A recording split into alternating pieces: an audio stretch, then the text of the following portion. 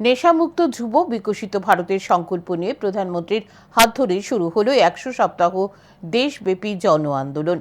দেশের যুব সমাজকে মাদকাসক্তির কবল থেকে মুক্ত করে একটি সুস্থ, সচেতন ও বিকশিত ভারত গড়ার লক্ষ্যে রবিবার আনুষ্ঠানিকভাবে সূচনা হলো বিকশিত ভারত সংকল্প অভিযান নেশামুক্ত যুব কর্মসূচির। যুব কল্যাণ ও ক্রীড়া মন্ত্রকের অধীন মাই ভারতের উদ্যোগে আয়োজিত দেশব্যাপী জন অংশগ্রহণমূলক অভিযানের উদ্বোধন করেন প্রধানমন্ত্রী নরেন্দ্র মোদী। ভিডিও কনফারেন্সের মাধ্যমে তিনি এই দিন কর্মসূচির সূচনা করেন। উদ্বোধনী অনুষ্ঠানে দেশজুড়ে 25,000-এরও বেশি স্থানের সঙ্গে সংযোগ স্থাপন করা হয়। 1 কোটিরও বেশি তরুণ তরুণী একসঙ্গে মাদকমুক্ত ভারতের শপথ গ্রহণ করে সমাজ থেকে মাদকের অভিশাপ দূর করার অঙ্গীকার করে।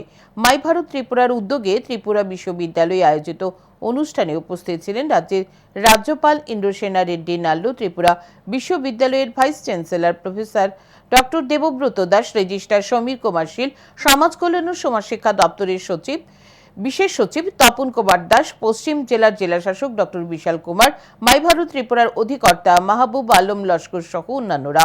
অনুষ্ঠানে বক্তব্য রাখতে গিয়ে রাজ্যপাল বলেন, ত্রিপুরা রাজ্যের 3 দিকে সীমান্ত এলাকায় একটা দেশকে ধ্বংস করতে হলে প্রথমে যুব সমাজকে শেষ করতে হয়।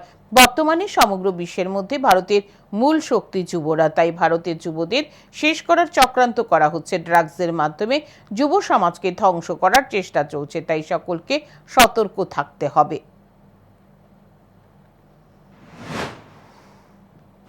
तो अपन सशक्त रहना है।